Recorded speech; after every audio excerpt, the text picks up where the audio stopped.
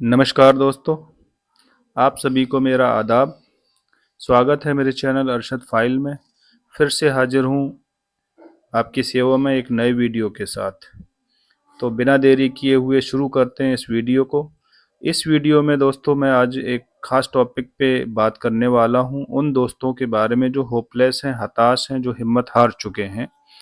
लेकिन उससे पहले मैं एक ब्रीफ इंट्रोडक्शन दूंगा आज की एक्टिविटीज़ पे।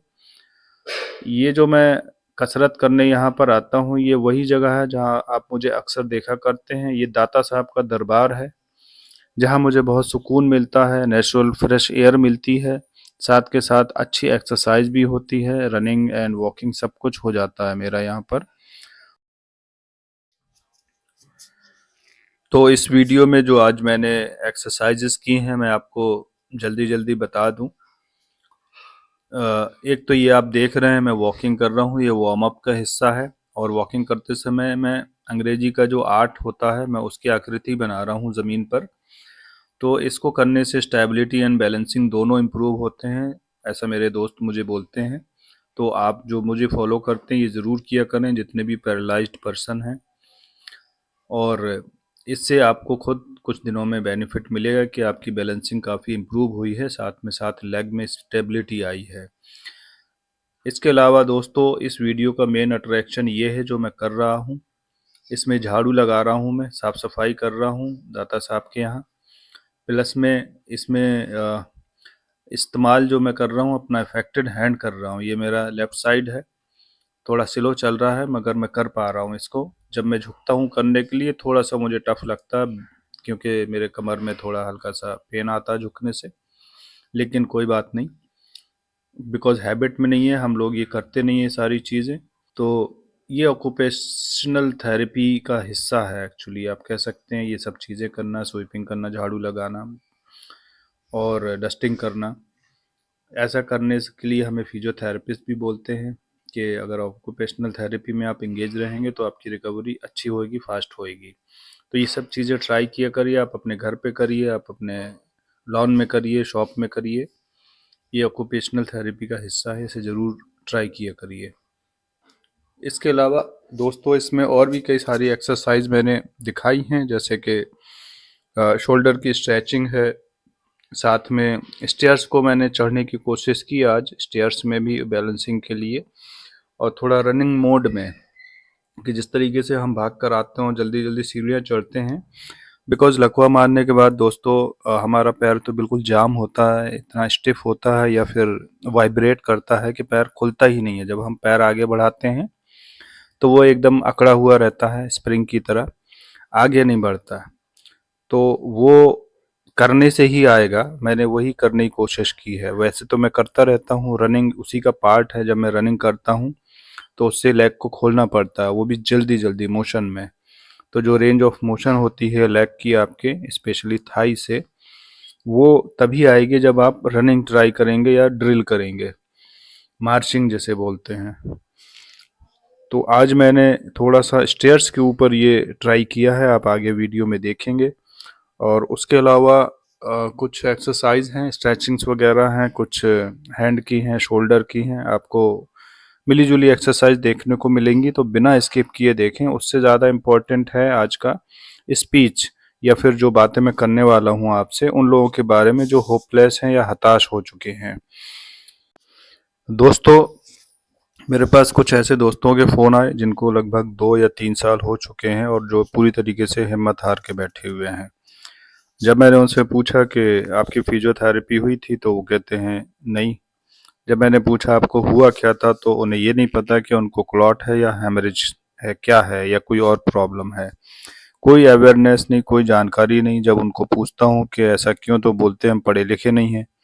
ना ही उनके फैमिली वाले कुछ बता पाते हैं, या वो बात नहीं करना चाहते। मतलब पता ही नहीं है कि उनको लकवा हो गया है, किस कारण से हुआ है, क्या करना चाहिए, कुछ नहीं पता। तो ऐसे केस तो दोस्तों ख़राब हो ही जाते हैं।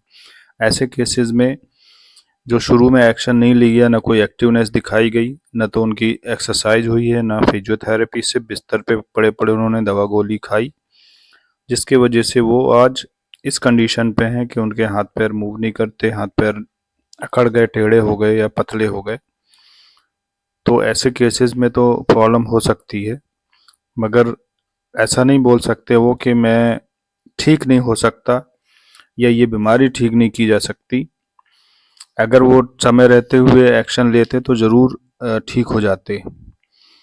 तो मैं यही कहूँगा उनसे कि अभी भी जो कंडीशन है आप जितना कर सकते हैं उतना करिए। आप अपने आप को अपने सेल्फ डिपेंडेंट बनाइए, वर्कआउट करिए, एक्सरसाइज में इन्वॉल्व रखिए। कुछ ना कुछ रिजल्ट ज़रूर देखने को मिलेगा, मगर ठीक नहीं होता ऐसा किसी से आज तक मैंने नहीं सुना। आप डॉक्टर से बात करिए, फिजियोथेरेपिस्ट से बात करिए, वो आपको बताएंगे। ऐसे लोगों की बातें होपलेस तो करती हैं, कोई भी होपलेस हो जाएगा। मैं भी समटाइम जब सुनता हूँ तो मुझे भी हिम्मत हारने लगता हूँ, लेकिन अगर समय रहते चीज़ें मिल जाएं, फिजियोथेरेपी है, इलाज है, तो शायद वो ऐसी बातें ना करते। तो दोस्तों मैं यही कहना चाहूँगा बार बार कि जो भी आप लोगों के सराउंडिंग्स में या आप जिनको भी जानते हैं जिनको अभी नया हुआ है लकवा, तो उनको ये ज़रूर अवेयर करें कि फिजियोथेरेपी ज़रूर कराएं, एक्सरसाइज पे ध्यान दें और सिर्फ दवा गोली के चक्कर में ना रहें।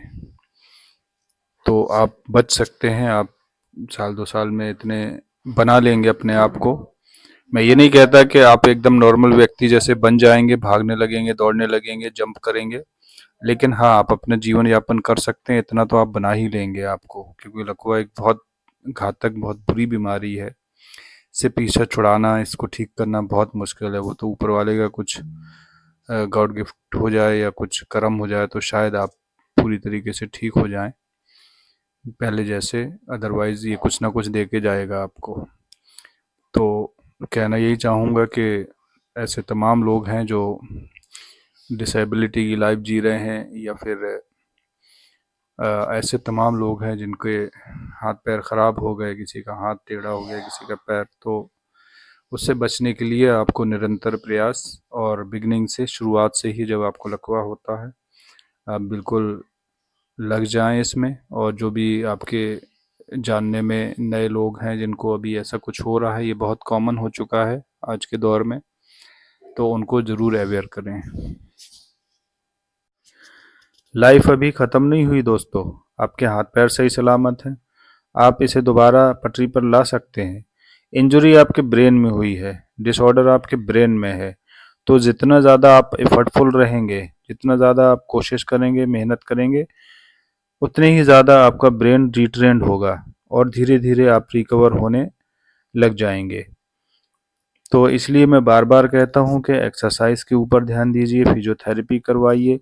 अगर कोई बॉडी पार्ट, इफेक्टेड पार्ट आपका लंबे समय से कोई एक्टिविटी उसमें नहीं हो रही है, कोई मूवमेंट नहीं आ रहा है, तो आप फिजियोथेरेपी से, डॉक्टर से कंसल्ट करिए। लेकिन आप इसे कोशिश ज़रूर करिए। ये मान के, हार मान के मत बैठिए कि वो फला ठीक नहीं हुआ, ढिका ठीक नहीं हुआ या ये ठीक नहीं होता। तो उससे आप ज़रूर निराश होकर बैठ जाएंगे, और जब आप समय पे एक्शन नहीं लेंगे तो वो फिर परमानेंट डिफॉर्मिटी की तरफ चला जाएगा। ऐसे कितने लोग हैं दोस्तों जो कई कई साल तक ठीक नहीं होते। उनके पीछे सर्टेन रीज़न है, जैसा मैंने पीछे बोला कि लैक ऑफ अवेयरनेस है, लैक ऑफ ट्रीटमेंट है, lack of hospitals and doctors हैं। रूरल एरियाज़ में हॉस्पिटल नहीं है, न्यूरो फैसिलिटीज़ अवेलेबल नहीं है। कई कारण हो सकते हैं जिनसे वो समय पे अस्पताल नहीं जा पाए, समय पे अवेयरनेस नहीं होने के कारण उनको इलाज नहीं मिल पाया। कोई मेंबर नहीं है फैमिली में पढ़े लिखे जो समझ सकते कि क्या करना है। और ऐसे भी लोग हैं जिन्होंने इसको एक, जिनकी सोच एक रूढ़िवादी सोच है कि ये एक हवा का चक्कर होता है और ये जिसको एक बार हो गया वो कभी ठीक नहीं होता। ऐसे भी लोग आपको मिल जाएंगे। बट ये, अब जो ये टाइम चल रहा है, मोबाइल का दौर है, गूगल का दौर है, आप 1 मिनट में सर्च करके सब कुछ पता लगा सकते हैं कि कौन सी बीमारी का क्या मतलब है, उसका इलाज क्या है। आज जब ये चीज़ें हम करते हैं तो वो केस जो 2 साल, 4 साल, 5 साल पुराने हो गए, जिन्होंने ध्यान नहीं दिया, अब उनको जब पता चलता है कि अरे इसका इलाज तो था फिजियोथेरेपी, लेकिन हमने तो कुछ करवाया ही नहीं, आज उनको पता चल रहा 3 साल बाद जब वो मोबाइल में सर्च करते हैं। तो अभी बहुत देर हो चुकी है। ऐसे भी केसेस हैं, अगर हम उनकी बात माने या उनको एग्जाम्पल मान के चलें कि वो ठीक नहीं हुए तो हम भी ठीक नहीं हो सकते, तो ये अपने साथ नाइंसाफ़ी है। आपके खुद के लिए ये बहुत घातक है, आप फिर वाक़ई कभी ठीक नहीं हो सकते। तो अगर आप एफर्टफुल रहेंगे, आप कोशिश करते रहेंगे तो ज़रूर आपको उसका फल मिलेगा। और अगर आप ये मान के चलेंगे कि नहीं वो फला ठीक नहीं हुआ तो बहुत मुश्किल है ये बीमारी का। आपको मैं ये नहीं कह रहा हूँ कि आप पहलवानों की तरह दौड़ने लग जाएंगे, एक नॉर्मल व्यक्ति की तरह भागने लग जाएंगे। आएगा वो समय भी आएगा जब आप ऐसा करेंगे, बट आप अपने आप को एटलीस्ट जीने लायक तो बना सकते हैं, डिपेंडेंसी तो ख़त्म हो सकती है आपकी। एक और चीज़ नोटिस में आती है दोस्तों कि हम लोग आपस में कंपेयर बहुत करते हैं एक दूसरे से, कि क्लॉट वाला ठीक हो जाता है, हेमरेज वाला ठीक नहीं होता। ये हम सब डिसाइड नहीं कर सकते, ये डॉक्टर्स की बातें हैं। ये डिपेंड करता है कि आपके ब्रेन में इंजरी कितनी हुई है, आपके ब्रेन में लॉस कितना हुआ है। वो दोनों केसेस में अप्लाई होता है, क्लॉट वाले में भी और हेमरेज वाले में भी, कि आपका इंजरी लेवल कितना, उस हिसाब से रिकवरी आएगी। कभी किसी डॉक्टर को ऑफिशियली ये कहते हुए नहीं देखेंगे आप कि वो ये बोल दे आपको कि हेमरेज हुआ है तो ये ठीक नहीं हो जाएगा और ये जो क्लॉट वाला है ये ठीक हो जाएगा, कभी लिख के नहीं देगा वो। ये सब हम अपने लिए बोलते हैं एक दूसरे से, और अपने आप को ये एक कंफर्ट जोन में रखने वाली बात है जो ऐसा बोलते हैं कि क्लॉट वाला ठीक हो जाएगा, मैं ठीक नहीं होऊंगा क्योंकि मुझे हेमरेज है। ऐसा कुछ नहीं है दोस्तों, आप मेहनत करिए।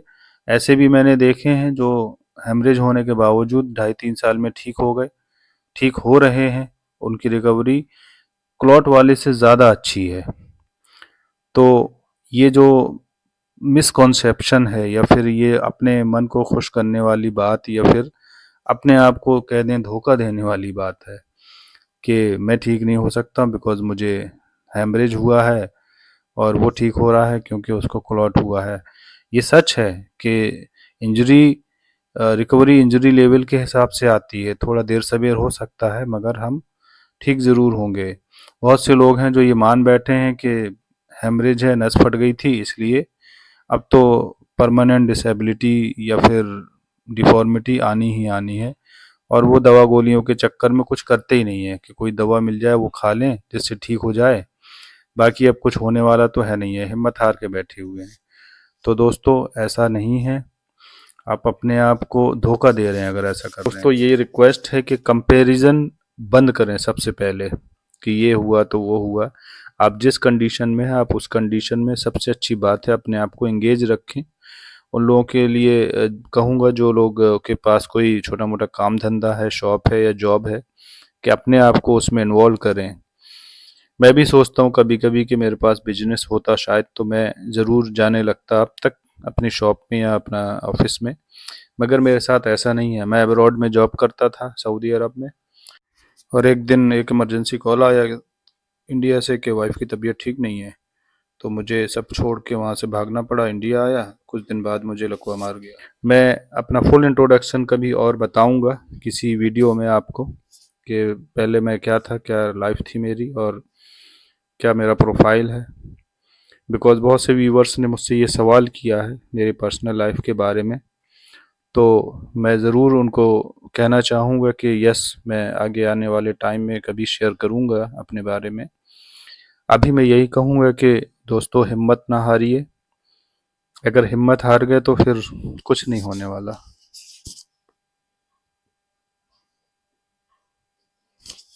कंपैरिजन बिल्कुल बंद कर दीजिए। ये लकवा है, एक घातक बीमारी है, हम सबको पता है, सालों लग जाते हैं, कोई नहीं बताएगा कितना समय लगेगा, आप चाहे जिससे पूछें। तो बस आप पूछना बंद करिए, बस अपने हेल्थ पे, अपने अफेक्टेड पार्ट पे फोकस कीजिए।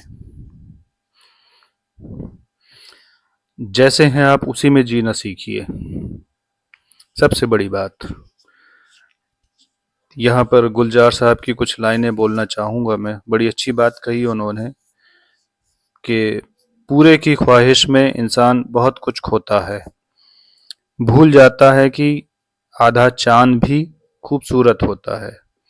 तो ये सोचिए कि जो ये लाइफ है अभी आपकी फ़िलहाल, ये एक आधे चांद की तरह है कि पूरा चाँद तो खूबसूरत होता ही है। जब आप नॉर्मल थे, आपकी लाइफ बढ़िया चल रही थी, सबको पता। आपकी वही चीज़ें इंसान को तोड़ती हैं लकवा मारने के बाद कि यार मैं ऐसा था, वैसा था, आज मेरे पास, मैं लाचार हूँ। मैं दूसरों को देखता हूँ कि वो कुत्ते फांदते घूम रहे हैं, मगर मैं कुछ नहीं कर पा रहा हूँ। मेरे पास इतना पैसा था, गाड़ी थी, बाइक थी, तमाम चीज़ें थी, एमिनिटीज़ थी पूरे ज़िंदगी को अच्छे से जीने की। लेकिन एक पल ने आपको, आपकी लाइफ बदल के रख दी। तो अब ये सोचिए जिसने बदली वो कौन है। अगर आपको यकीन है ईश्वर पे, गॉड पे, अल्लाह पे, तो बस सब्र करिए कि उसने जो भी किया है अच्छे के लिए किया है। वो कभी किसी को निराश नहीं करता। आपकी परीक्षा ली है, आपकी परीक्षा पता नहीं क्यों ली है, मेरी पता नहीं क्यों ली है, उसको क्या पसंद आ गया मुझ में। हो सकता है ये टेम्पोररी, हो सकता है ये लाइफ टाइम के लिए हो। मैं इसी तरीके से लंगड़ा लंगड़ा के अपना जीवन व्यतीत करूं, कैसे भी उसने जिंदा तो रखा है ना मुझे। तो दोस्तों, पेशेंस से काम लीजिए, सब्र कीजिए। सब्र सबसे बड़ी ताकत है व्यक्ति की, और ये सब टेम्परेरी है। आप ये मान के चलिए, बी पॉजिटिव, अपने आप को बिल्कुल नकारात्मक नकारात्मक सोच से दूर रखिए। और जैसे भी हैं, जिस हाल में भी वो रखे, आपको रहना है। उनके बारे में सोचिए जिनके हाथ पैर नहीं होते फिर भी वो लोग जीते हैं। तो बस आज का वीडियो यहीं ख़त्म करूँगा। अच्छा लगे तो लाइक करें, कमेंट करें, शेयर करें। फिर मिलूँगा नेक्स्ट वीडियो में, तब तक के लिए नमस्कार।